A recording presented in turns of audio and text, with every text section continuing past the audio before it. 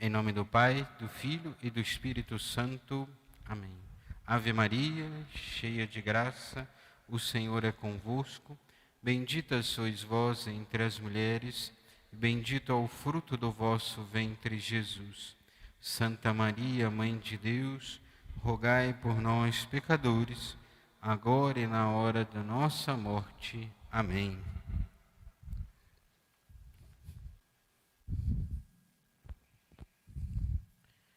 Bom, só lembrando o que estávamos falando, né? Semana passada demos introdução, então, falando sobre a maternidade divina, o dogma da maternidade divina, lembrando porque que ela é mãe de Deus, né? De Jesus, que é verdadeiramente homem e Deus. Então, Nossa Senhora é a mãe de Jesus todo, né? Então, ela é também a mãe de Deus. Falamos as prefigurações no Antigo Testamento, né, das rainhas, daquela rainha, né, que foi a mãe de Salomão, que por ela foi constituída rainha por ser mãe do rei, e não a esposa do rei. Então, né, já em sinal daquilo que viria a ser então a Virgem Maria. E hoje vamos falar da virgindade perpétua da Virgem Maria. Sempre, normalmente, né, trazem sempre primeiro a maternidade divina, depois a Imaculada Conceição, né, depois a virgindade perpétua e depois então a sua Assunção, mas hoje vamos falar da virgindade de Maria. Eu vou usar, além do catecismo, né, da Igreja Católica, esse livrinho amarelinho, né, que todos os católicos deveriam ter, e não só ter, ler, né? Ele, que aqui está sintetizado todos os pontos da nossa fé, e outros catecismos também mais antigos, né, que quiserem ler, o Catecismo de São Pio X, o Catecismo Romano, né, que foi do Concílio de Trento, todos eles trazem elementos fundamentais da nossa fé, qual nós podemos nos aprofundar. Além disso, usei este livro aqui, né, A Mãe de Deus e Nossa Mãe, de Antônio Orozco, que é um autor espanhol. Ele é um manual utilizado na Universidade de Navarra e foi traduzido. E é um livro muito bom, muito sintético e muito bom. Não? É, como diz aqui, uma iniciação à Mariologia. Ou seja, aqui estão os fundamentos, né, da Mariologia do estudo. Sobretudo, vamos usar ele. E um outro livro, que vou usar a partir de hoje, que é um livro excelente, é um livro do Garrigou Lagrange, um grande teólogo do século XX, que chama A Mãe do Salvador e a Nossa Vida Interior.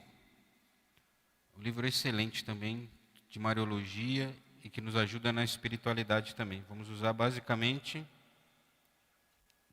não, esses três elementos, três livros, né? Claro, o catecismo, né? Vamos ler aqui também, a partir do parágrafo 496, e vamos usar esses dois livros aqui, então. Então, hoje nós vamos falar da virgindade perpétua da Virgem Maria. Vamos lá. Deixa eu abrir aqui.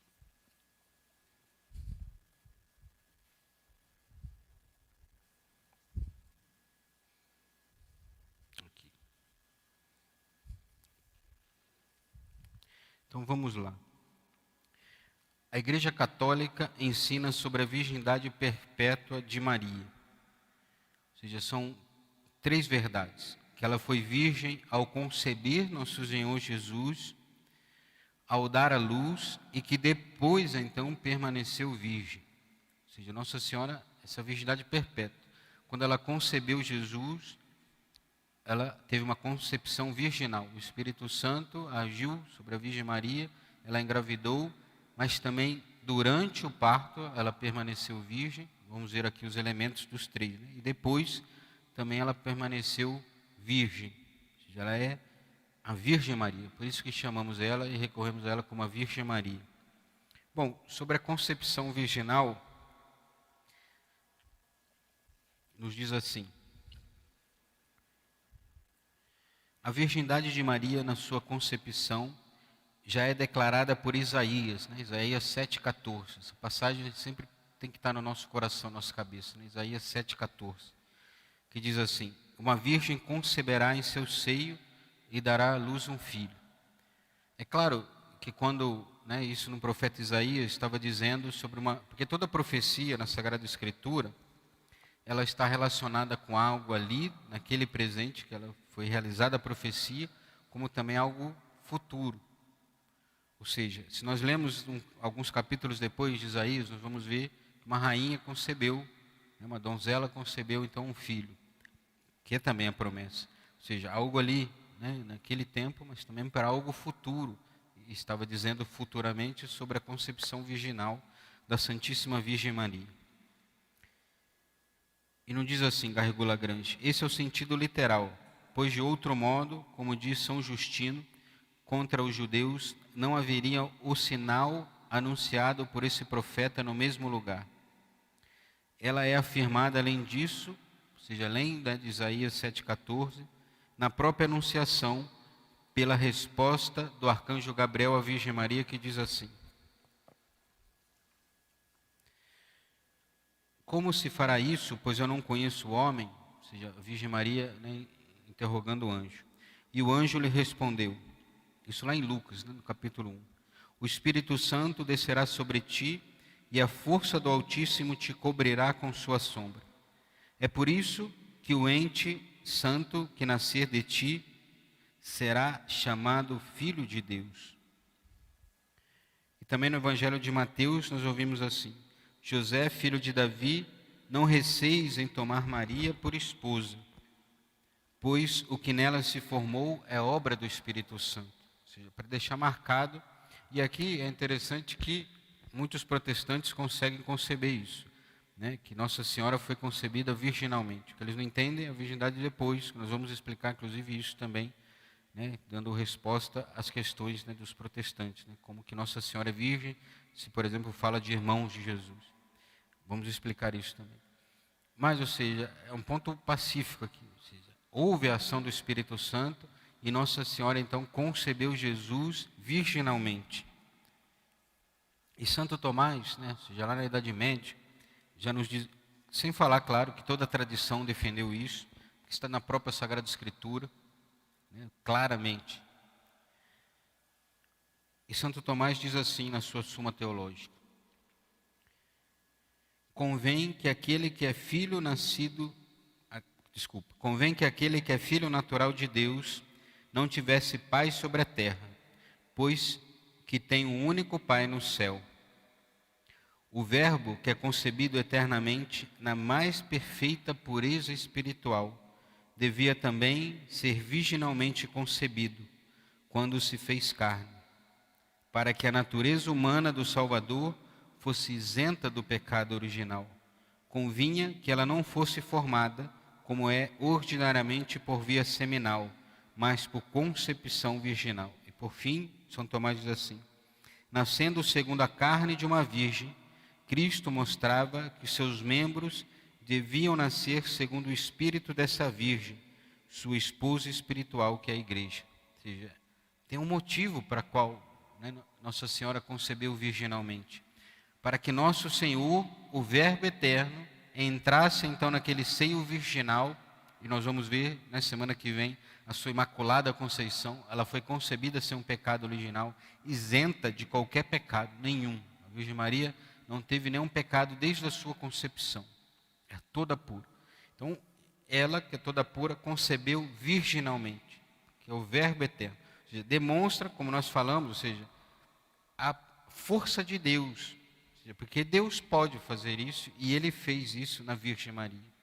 Ele concebeu ela pelo Espírito Santo virginalmente. Acho que isso para nós é bem claro. Ou seja, que Nossa Senhora então permaneceu e concebeu do Divino Espírito e recebeu no seu ventre a segunda pessoa da Santíssima Trindade e permaneceu então virgem, concebeu virginalmente. Para nós é bem claro, acredito eu isso, essa manifestação da glória de Deus, sobre a concepção virginal de Nossa Senhora. Ou seja, a manifestação da glória de Deus na pessoa da Virgem Maria. Fala assim, nossa, mas por quê? Porque Ele é Deus e quis assim ser. Nossa, acho que eu falei até isso semana passada na última aula.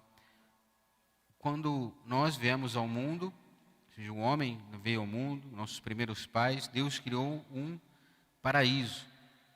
E criou então ou do paraíso para que ele viesse a este mundo, e esse paraíso é a Virgem Maria. Ou seja, é um paraíso perfeito, imaculado, virginal, porque ele é o Todo-Poderoso, o Senhor, e veio então, foi concebido virginalmente. Nossa Senhora então permaneceu virgem durante a concepção. Ou seja, São José, quando ele quer fugir, querendo preservar a Virgem Maria, porque como uma adolescente, uma jovem, poderia então antes de casarem, de morarem juntos, estar grávida. Ou seja, seria de outro homem, mas ele nunca desconfiou da Virgem Maria. Quis fugir para dizer que como se ele tivesse feito aquilo e fugiu, para que a culpa caísse sobre ele. Ele fugiria. Mas o anjo então aparece em sonho a ele e diz, como ouvimos, Lucas 1:34. O Espírito Santo, Mateus 1:20. José, filho de Davi, não receis em tomar Maria por esposa, pois o que nela se formou é obra do Espírito Santo. Não é obra de homem nenhum, é obra de Deus, sobre a Virgem Maria.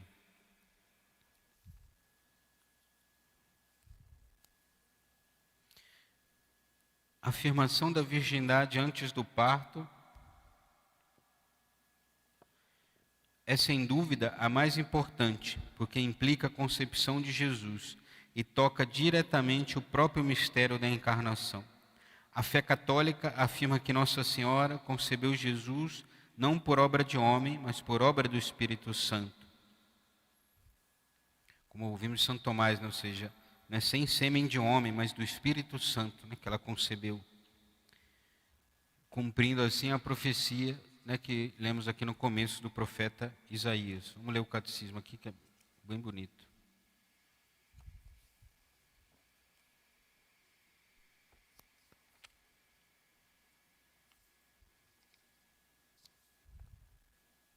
O catecismo, no parágrafo 496, diz assim: desde as primeiras formulações da fé, a Igreja confessou que Jesus foi concebido exclusivamente pelo poder do Espírito Santo no seio da Virgem Maria, afirmando também o aspecto corporal deste evento. Jesus foi concebido do Espírito Santo, sem sêmen, como diz Santo Tomás, é o que ele se refere aqui.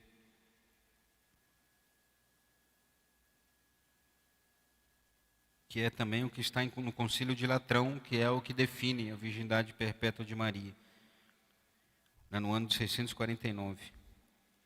Os padres veem na concepção virginal, ou seja, os padres da igreja, os primeiros padres, o sinal de que foi verdadeiramente o Filho de Deus que veio numa humanidade como a nossa.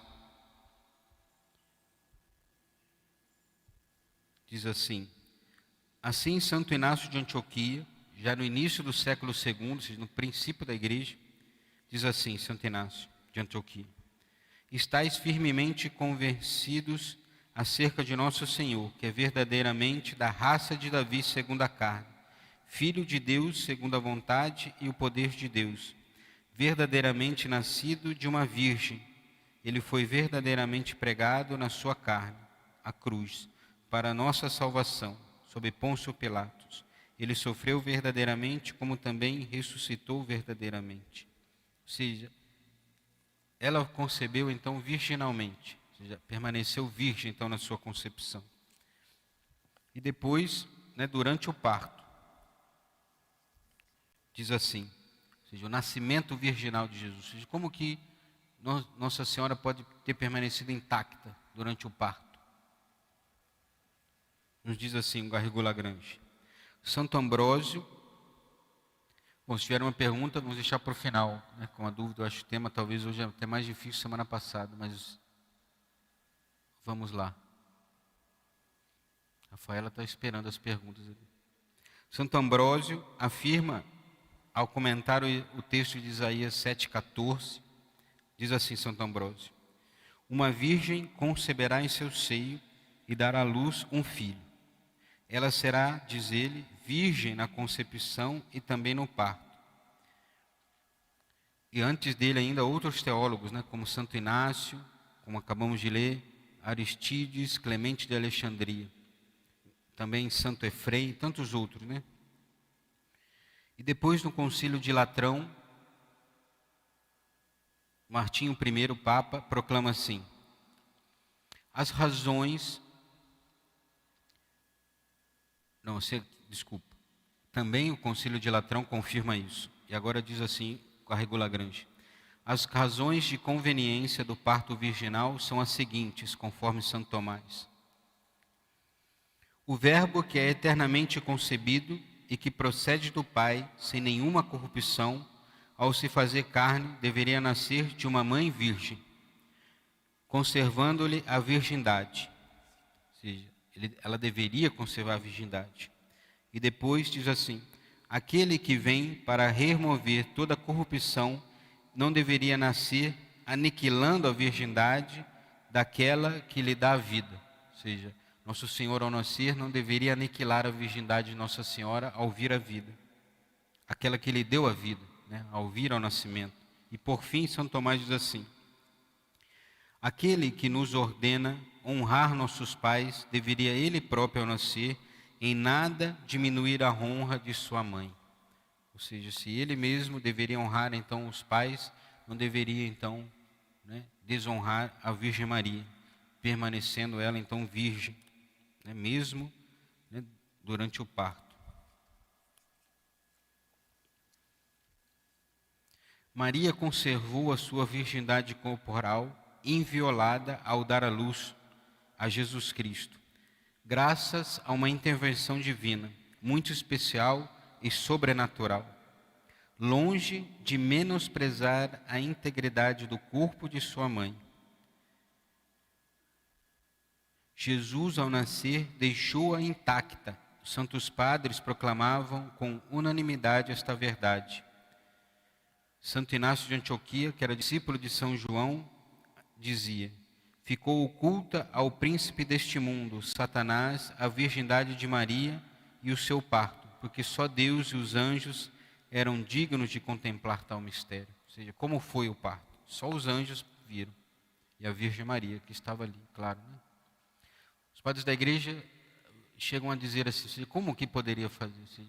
Eles contemplando uma luz que poderia passar um vidro, o copo, por exemplo, uma taça, né, da mesma forma que a luz transpassa, né, o vidro, Nosso Senhor poderia transpassar, né, o ventre da Virgem Maria, nascer. Ele é Deus, né, poderia fazer isso. E fez, né, deixando Nossa Senhora então virgem, inclusive, né, durante o parto. A questão de como pode dar-lhe tamanho prodígio, como, né? Só pode ser por milagre, né, da onipotência divina, ou seja, por milagre de Deus, né, porque Ele quis, Ele é onipotente. Ou seja, ou nós acreditamos que Ele é Deus Todo-Poderoso, né, ou achamos que Ele é limitado. Se Ele é limitado, Ele não é Deus, né? Não foi milagre que Jesus entrasse no cenáculo através das portas fechadas, porque o seu modo de existência estava transformado pela ressurreição, e por isso era dotado do chamado dom de sutileza. A bela ilustração clássica para o nascimento virginal é da luz do sol, que passa através do vidro sem rompê-lo nem o macular, ou seja, o que acabamos de falar, né? Ou seja, assim como Nosso Senhor, claro, com o corpo ressuscitado, entra no cenáculo, né, diz assim, né? Estando as portas fechadas, Deus entrou no cenáculo. Como que Ele passou? De forma milagrosa, porque o seu corpo ressuscitado proporcionava isso. Ou seja, então também como o sol passa pelo vidro, Nosso Senhor então transpassou o ventre da Virgem Maria. Ou seja, de forma milagrosa, né, veio a este mundo. Ou seja, o Verbo de Deus, esplendor do Pai, entrou na virginal morada e de lá saiu, chamando para sempre o claustro materno. Ou seja, né, aquele lugar que teve a honra, então, o privilégio de ter Nosso Senhor, né, de gerar, que foi gerado pelo Espírito Santo naquele ventre, saiu daquilo, mantendo então aquele ventre, aquele corpo virginal. Ou seja, que maravilha, né? Nossa Senhora então teve a sua concepção virginal pelo Espírito Santo, e por esse mesmo Espírito então, né, teve o seu parto, né, sem violar a sua virgindade. Né? Que maravilha, né, que Deus fez em Nossa Senhora. Né? Por isso que a veneramos sempre, né? Ou seja, toda pura, né? Toda casta, a Virgem Maria, devemos chamar assim, né? São Luís Maria Grignon de Montfort gostava de chamar ela sempre assim, a Santíssima Virgem Maria. Ou seja, não gostava de falar de Maria, né? Simplesmente, né? Como se fosse qualquer outra Maria, não. É a Santíssima Virgem Maria. Ela é santíssima, ela é virgem. Já poderíamos dizer até Santíssima Virgem Mãe de Deus, né? Para contemplar mais a assunta ao céu, a Imaculada. Né? Na verdade dizemos, né?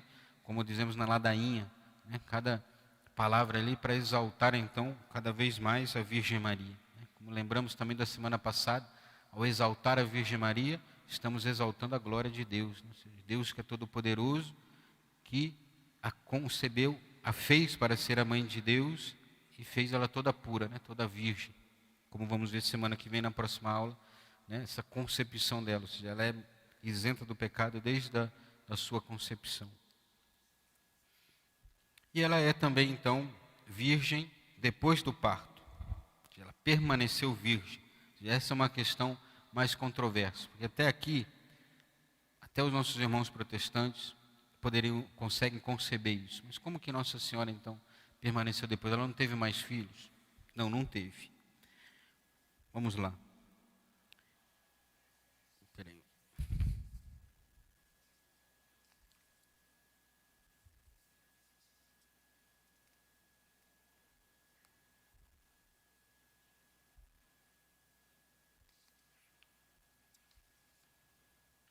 Aqui. Eu vou ler daqui a pouquinho. Vamos lá. Assim entenderam sempre os fiéis cristãos, ou seja, desde o princípio da igreja, entenderam que ela foi virgem.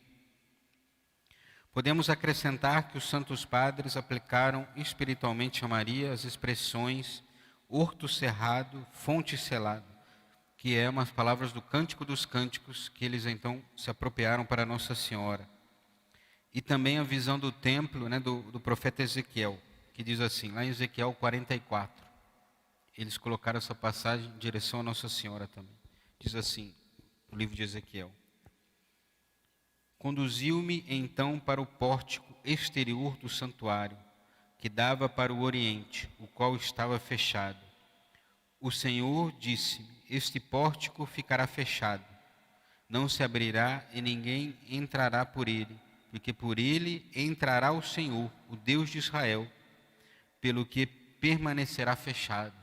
Né?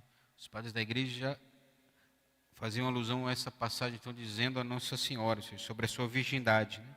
Seja, o Senhor entrará por ele, mas ele permanecerá fechado, seja, será intacto. Também Santo Ambrósio diz assim, né, sobre a sua virgindade perpétua, comentando esse fato de Ezequiel, né, esse trecho, né, de Ezequiel. Que porta é esta, senão Maria? Por isso está fechada, porque é virgem.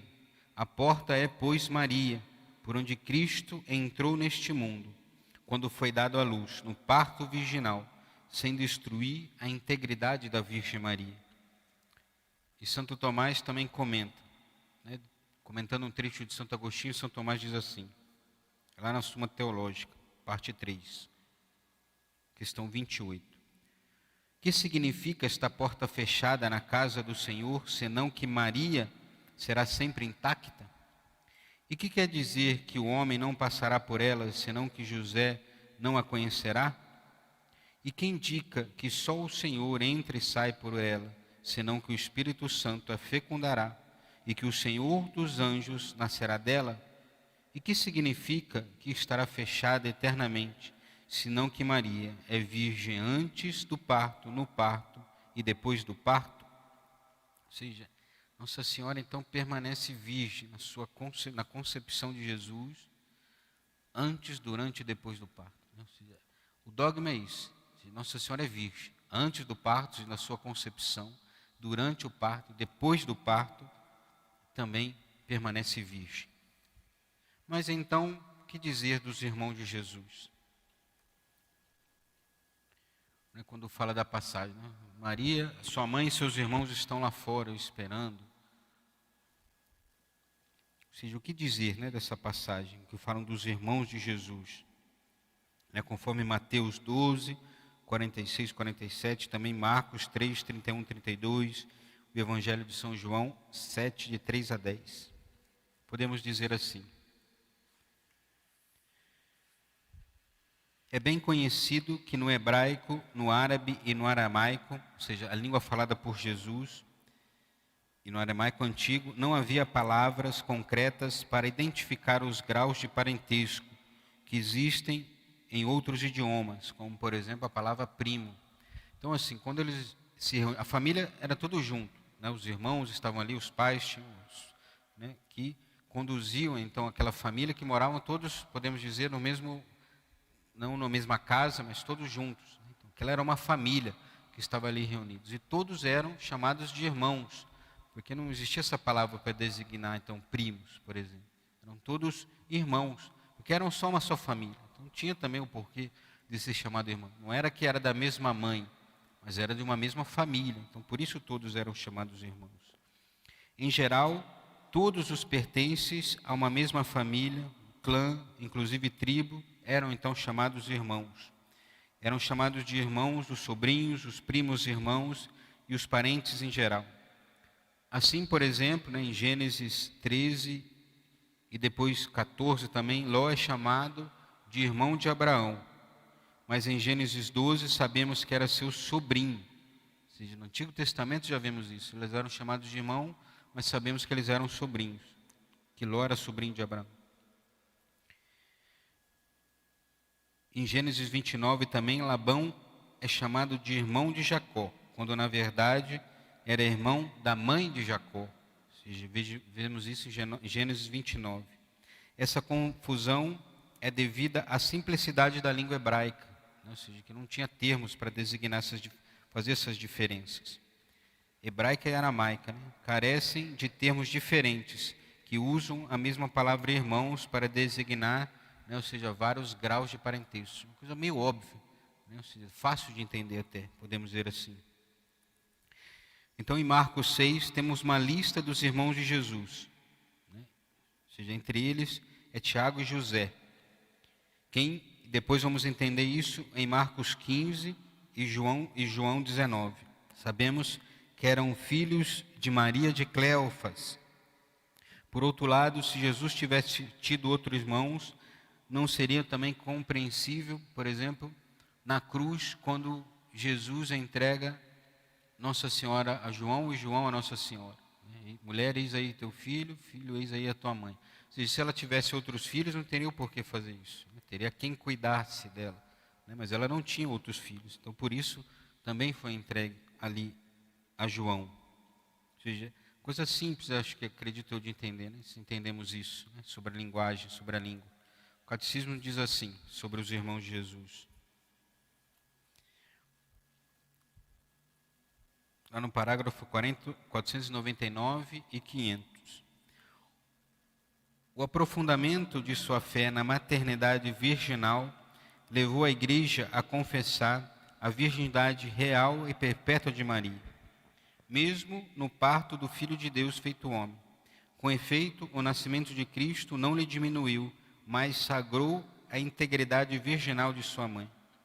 A liturgia da Igreja celebra Maria como Aeropatenos, sempre virgem. A isto objeta-se por vezes que a Escritura menciona os irmãos e irmãs, como dissemos aqui, né? A Igreja sempre entendeu que essas passagens não designam outros filhos da Virgem Maria. Com efeito, Tiago e José, como falamos aqui, irmãos de Jesus, são filhos de Maria, discípula de Cristo, Maria de Cleofas. Trata-se de parentes próximos de Jesus, consoante uma expressão conhecida do Antigo Testamento, como aqui já dissemos, né? Jesus é o filho único de Maria, mas a maternidade espiritual de Maria estende-se a todos os homens que ele veio salvar. Ela gerou seu filho, na qual Deus fez primogênito entre uma multidão de irmãos. Ou seja, como nós somos então unidos pelo batismo a Jesus, ao corpo místico, Nossa Senhora é a mãe então, né, de Jesus, ela é então a nossa mãe. Que coisa maravilhosa, né? Ou seja, podemos chamar a Virgem Maria então de mãe, né? De ter essa, ou seja, é algo maravilhoso, né? Ou seja, não recorremos a ela como uma pessoa longe de nós, ou seja, na nossa espiritualidade mariana, né? Que vamos aprofundar depois, mas já agora, ou seja, percebendo que um dogma não é algo que nos afasta, né? Ou seja, conhecer mais sobre isso nos aproxima da Virgem Maria, né? Ou seja, ela é nossa mãe, a Virgem. E por isso, pelo fato dela ser virgem, né, se manteve virgem para ser a mãe de Jesus, e em Cristo, então, nós chamamos ela de mãe. Né, que coisa maravilhosa. Nossa mãe, ela é virgem perpetuamente, né, e porque se permaneceu virgem, pode então ser mãe da humanidade toda. Porque se Deus veio resgatar a todos, aqueles que veio antes dele, e todos os que viriam depois, ela se torna mãe de toda a humanidade. Vai se tornar mãe e rainha dos anjos, né? Inclusive de toda a criatura, né? De todas as criaturas, né? Que coisa magnífica, né? Maravilhosa.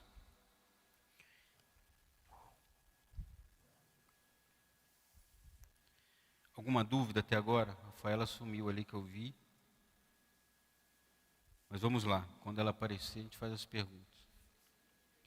Poderia aparecer com um copo de água também, por favor.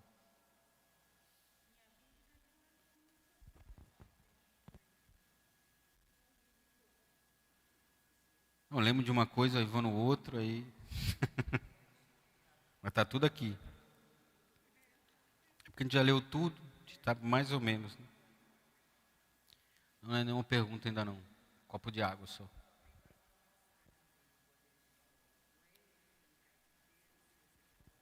Isso também é outra pergunta que fala dos irmãos, né? Não convivia conosco, ou seja, nessa passagem, né? Não é ele o filho do, ou seja, eles viram Jesus crescer, eram da mesma família, eles eram no fundo ali primos, né? Viram Jesus crescer. Ou seja, como que ele, que é o filho de José do carpinteiro, que a gente viu ele trabalhando, comendo com a gente aqui, subindo ao templo todo ano, né, com a gente, indo a Jerusalém todo ano para os festejos. Como que ele agora está fazendo esses milagres? Né? Ou seja, né, para a gente ver como que a vida oculta de Jesus foi oculta mesmo. Né? Ou seja, continua ali nas coisas mais ordinárias do dia a dia, trabalhando. Como que nós também não temos que ser assim. Né? Ou seja, conviver na presença de Jesus e de Maria ali, né? Ou seja, no ordinário da nossa vida. Né? As coisas mais simples, né, do nosso dia. Sabendo que nós somos, então, dessa família divina também. Né? Ou seja, né? Pelo batismo, nós fazemos parte, né, dessa família. Nós aqui na Igreja Peregrina, estamos aqui na luta, né, junto com nossos irmãos que estão também na Igreja Padecente, no Purgatório, estão ali pelejando também, por isso rezamos por eles. Obrigado. Para chegarmos também um dia, né, a Igreja triunfante que já está no céu, né, com os santos e os anjos, e é para lá que queremos ir. Né? Podemos pensar, às vezes, só pela Virgem Maria vamos entrar no céu. Nós somos tão miseráveis, né, tão pequenos, tão pecadores, que se não for, né, pela Virgem Maria, pela Mãe de Deus, a nossa Mãe, não entraremos no céu. Ou seja, que magnífico pensar isso. Ou seja, quando nós somos crianças, às vezes o pai, assim, desculpa. Sim, sim. E ela não canta o Magnífica por orgulho, é porque ela sabe que nela foi manifestada a glória de Deus. Então, assim, no fundo, ela é a grande humilde, que sabe que nela se manifestou a maior glória de Deus, que é o seu próprio, né, o Filho de Deus que ela concebeu. Né, que maravilha. Padre, eu ouvi uma palestra de um padre falando que a tradição diz, né, que tanto Nossa Senhora quanto São José, eles teriam assim tipo um voto de castidade, mesmo anterior ao casamento deles, né? Antes deles se comprometerem, tanto ele quanto ela teriam feito assim um voto de castidade, né, de dedicação total a Deus. Isso tem escrito em algum lugar? O senhor sabe alguma coisa a respeito Então, várias disso? tradições dizem isso. Por isso, por exemplo, que Nossa Senhora pergunta, como se dará isso se eu não conheço o homem? Se ela também queria, né, ou seja, consagrar sua vida toda a Deus. Né?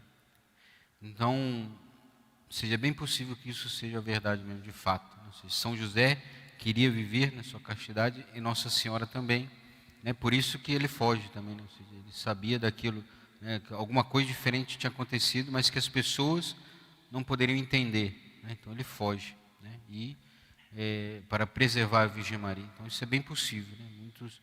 Várias tradições da igreja, várias coisas indicam isso também, né? É bem possível. Podemos indicar com certeza, porque não está na Sagrada Escritura, mas é bem possível isso ter acontecido, né? Muitos padres da igreja comentam isso também, esse voto, né? O importante é que, né, ou seja, Nossa Senhora, ela tinha isso no coração, né? Porque se ela queria de fato e viveu assim, né? Imagina, São José, a gente pode até falar de São José no final, né? Porque ele é uma figura importante nisso tudo, né? Porque muitas vezes as imagens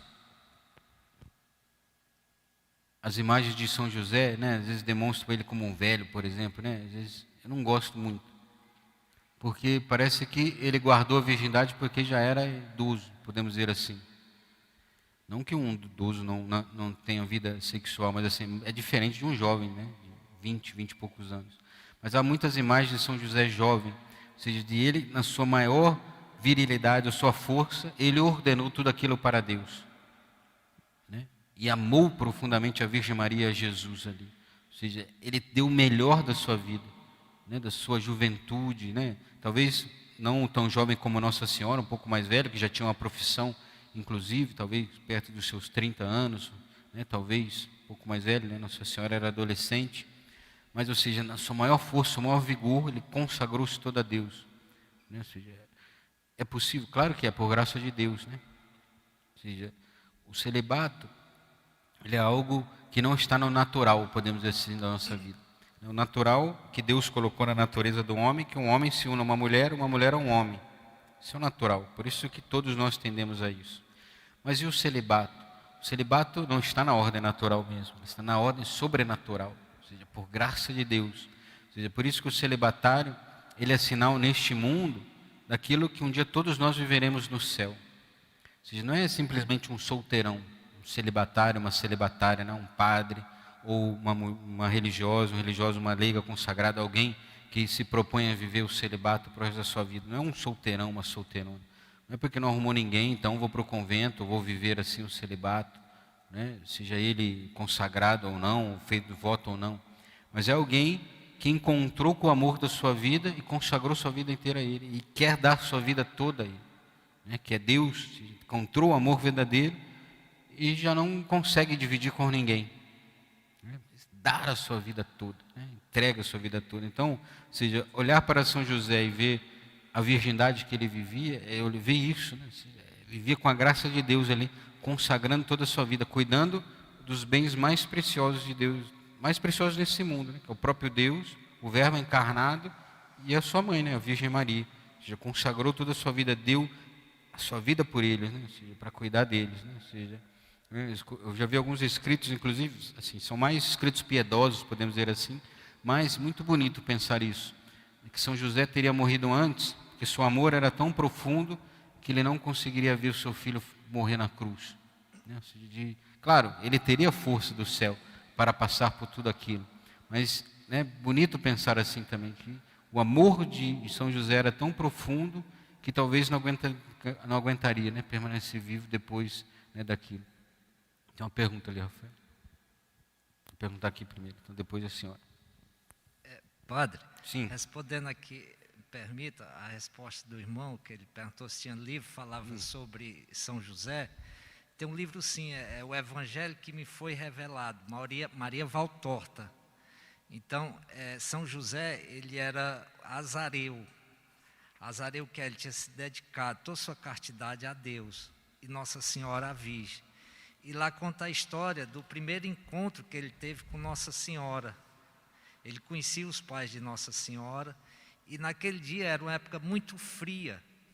E ele tirou um lírio lá do jardim dos pais de Nossa Senhora, que era impossível. E ali já foi um sinal da graça de Deus, aqueles lírios.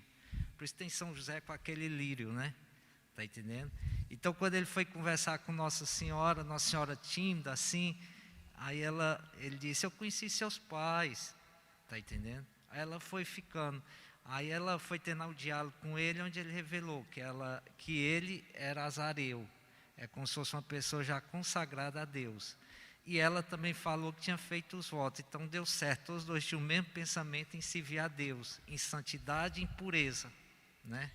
Eu só não entendi o livro que o senhor citou, desculpa. É livro, o Evangelho que me foi revelado, Maria Valtorta. Não, então vamos lá. É claro, um apócrifo, ele pode fazer parte também da tradição, mas ele não é um livro revelado, como nós temos. Os livros revelados são o que estão na Sagrada Escritura. Um livro apócrifo, é claro que contém verdade nele, mas eles não foi tido como um livro revelado, inspirado por Deus, porque então não entraram no cânon por causa de alguma coisa. Mas é claro, podemos, né, tirar dos apócrifos muitas verdades também, como o senhor está dizendo. Tem uma pergunta aqui. Obrigado pela contribuição. Espera o microfone para todo mundo ouvir. E até quem está em casa ouvir também. Obrigada. Padre, Nossa Senhora e São José, eles tinham mais ou menos qual a idade deles? Então, não dá para precisar assim, né? Mas Nossa Senhora adolescente, entre os 13 e 14 anos, por exemplo.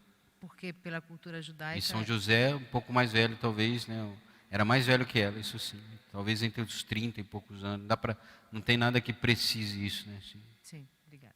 Imaginamos mais ou menos por essas idades. Nossa Senhora, sim, mais nova, entre os 13, né?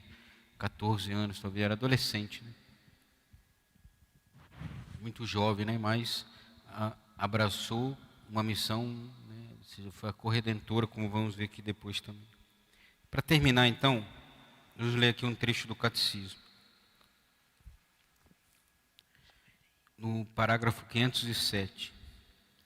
Maria é ao mesmo tempo virgem e mãe, por ser a figura e a mais perfeita realização da Igreja. A Igreja torna-se também ela mãe por meio da palavra de Deus, que ela recebeu na fé. Pois pela pregação e pelo batismo, ela gera para a vida nova e imortal os filhos concebidos pelo Espírito Santo e nascidos de Deus. Pelo batismo, a Igreja gera esses filhos de Deus, né? Ela é também a Virgem que guarda íntegra e puramente a fé dada ao esposo. Isso da Lumen Gentium, documento do Vaticano II. Então, ou seja, Nossa Senhora, ela é essa figura perfeita da Igreja, né? Mas olhemos, né, para ela, para a Virgem Maria, né? Como é maravilhoso, né, pensar então que Deus a criou para ser mãe de Deus e permaneceu ela intacta, né? Ou seja, e deixou ela virgem. Então, ou seja, que possamos então, né, nos aproximar cada vez mais da Virgem Maria, né, de recorrer a ela na oração nosso texto, sabendo que ela é a Virgem e por isso então ela é a mãe de todos, né, que ela é nossa mãe, e ter esse carinho de mãe, né, de Nossa Senhora, saber que ela foi querida por Deus e preparada, e que nós então, ou seja, né, isso não nos afasta dela, pelo contrário, né, nos aproxima cada vez mais dela e deve nos aproximar, né, ou seja, não, que ela não é distante de nós, né, por ser né, a criatura mais perfeita de Deus, mas pelo contrário, né, nós devemos nos aproximar, né, como uma mãe, né, como eu ia dizendo, né, agora que eu lembrei, que eu ia dizendo e não falei, quando nós somos pequenos, nós vamos, às vezes, corremos para a mãe, né? Ou seja, o pai às vezes é um pouco mais duro, né, e diz que não. Então nós recorremos à mãe e muitas vezes conseguimos, né, porque pela docilidade da mãe nós conseguimos muitas coisas. Então às vezes é isso. Nós podemos ir direto a Deus? Podemos, mas vamos à mãe, né? Ou seja, que ela com certeza irá interceder por nós, né? Ou seja, como naquele filme, no livro, né, do Alto da Compadecida, e o filme demonstra muito bem isso, né? Ou seja, como que ela recorre por nós, ou seja, né? Ela espanta o demônio, porque ela é a figura perfeitíssima de Deus, a toda pura, toda casta, que se permaneceu fiel a Deus, e o demônio é o oposto, né? Ou seja, por inveja, né? Como vemos no Apocalipse, né? O demônio tenta fugi-la e vai perseguir também os filhos, né, da Virgem, que somos nós, né? Ou seja, os cristãos, né? Mas como que ela então recorre, né? Ela que tem a força, né, de pisar na cabeça da serpente. Então, recorrer a ela, né, nas diversas devoções que temos, né? Por exemplo, esse mês de maio né, Nossa Senhora de Fátima e tantas outras devoções, Nossa Senhora da Assunção, Nossa Senhora Aparecida de Cabo Frio, Nossa Senhora Aparecida, tantas devoções, né, de tantos nomes que podemos dar a ela, mas né, que, independente do nome, que né, sempre nos aproximamos dela. Temos mais perguntas aí. Boa noite. Eu lembrei de um assunto que a moça ali perguntou sobre a idade de Nossa Senhora e São José. E hoje, por eu ser jovem e estar sempre nas redes sociais, é muito evidente que alguns movimentos políticos atuais toquem em pautas como pedofilia, por exemplo. Então, levar a tradição católica, levando a informação acerca da idade de Nossa Senhora e São José, no matrimônio deles, na relação da concepção e tudo mais, como um católico deve responder, por exemplo, a movimentos políticos que atacam a igreja ou procuram artifícios que não existem, mas acabam usando isso? Como responder, por exemplo, que a Igreja Católica poderia ter encoberto um possível caso de pedofilia, porque eu já vi na internet muitas pessoas compartilhando e tudo mais, com base nessa tradição, que então seria um erro nosso defender essa tradição sobre, até protestantes compartilhando, sobre a Nossa Senhora e São José, porque supostamente entraria num acobertamento de pedofilia. Minha dúvida é essa, padre, como responder à mentalidade contemporânea de que tudo foi conforme a vontade de Deus e isso não foi anacronicamente hoje visto, né, como pedofilia? Bom, só se nós pensarmos nossos avós, por exemplo, né? Sei lá, era muito comum que isso acontecesse, né? Alguém que já tivesse 18, 19 anos casasse com uma adolescente de 13, 14 anos. A maturidade era bem diferente. Então, ou seja, se pensamos isso há 50, 60, 70 anos atrás, quem dirá então há 2000 anos atrás? Ou seja, a maturidade das pessoas eram diferentes de pensarmos hoje. Ou seja, uma adolescente de 12, 13 anos já estava preparada, podemos dizer assim, claro, ia ter que ter a concessão dos pais, que não era maior de idade, né? Inclusive para a validade do sacramento do matrimônio. Mas, ou seja, isso há 50, 60 anos atrás, pensavam nossos avós, isso era comum, né? Ou seja, de forma alguma. Era uma coisa normal, ou seja, se tinha aquela adolescente, não como criança mais, mas alguém que poderia gerar uma vida, podia cuidar de uma casa e teria responsabilidade disso tudo. Né? Então, exatamente, eles já eram arranjados e também né, nesse sentido. Nem por isso não davam certos, pelo contrário, davam muito mais certo do que hoje, que casam já adultos, né, ou seja, querendo, né? Eu ainda defendo os casamentos arranjados ainda. Pode dar certo. Né? Eu conheço muitas pessoas que os pais arranjaram assim, também não ia, né, pegava alguém na rua e ia casando assim. Conhecia a pessoa, claro, né, uma pessoa a qual indicava para sua filha.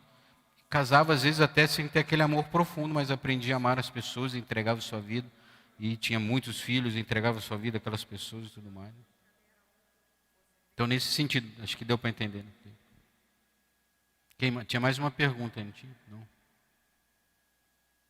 Estou sem celular aqui.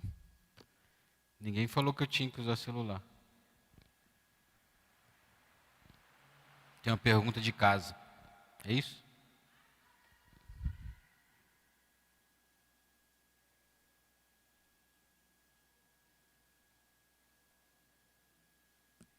A pergunta é a seguinte: José não sabia da concepção divina da Virgem Maria. Só ficou sabendo quando resolveu ir embora e o anjo lhe fez a revelação através do sonho. O que levou José então a assumir a culpa? Ou seja, para preservar a Virgem Maria. Ou seja, porque se ele não assume a culpa, ela seria apedrejada, né? Ou seja, né, que era a lei, né, da época. Então, ou seja, para preservar ela, ele levou a culpa, quis assim, né, ou seja, levar a culpa e fugir para que ela fosse preservada a vida, né? Senão ela ia sofrer o peso da lei, a sua morte, inclusive. Né? Depois o anjo anuncia e ela volta. A última pergunta. A mesma.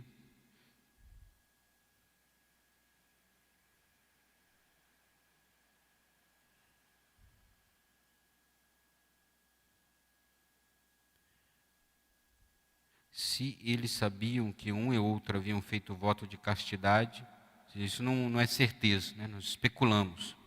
Como justifica a atitude de José antes da revelação do anjo? Ou seja, por isso mesmo, né? Eles tinham feito um voto e ela está grávida, né? Justamente por isso. Então, por isso que ele foge. Tem mais alguma? Se eu não respondi, depois manda a pergunta e a assessoria aqui passa a pergunta e a gente responde na próxima aula. Amém? Vamos então terminar, já estamos caminhando, hein?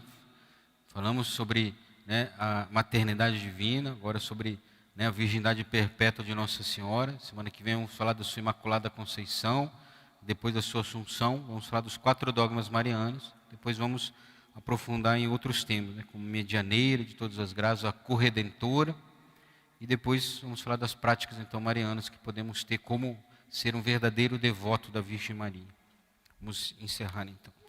Ave Maria, cheia de graça, o Senhor é convosco. Bendita sois vós entre as mulheres, bendito é o fruto do vosso ventre, Jesus. Santa Maria, Mãe de Deus, rogai por nós, pecadores, agora e na hora da nossa morte. Amém. O Senhor esteja convosco. Pela intercessão de Nossa Senhora da Assunção, abençoe-vos o Deus Todo-Poderoso, Pai, Filho e Espírito Santo. Amém. Fiquemos em paz.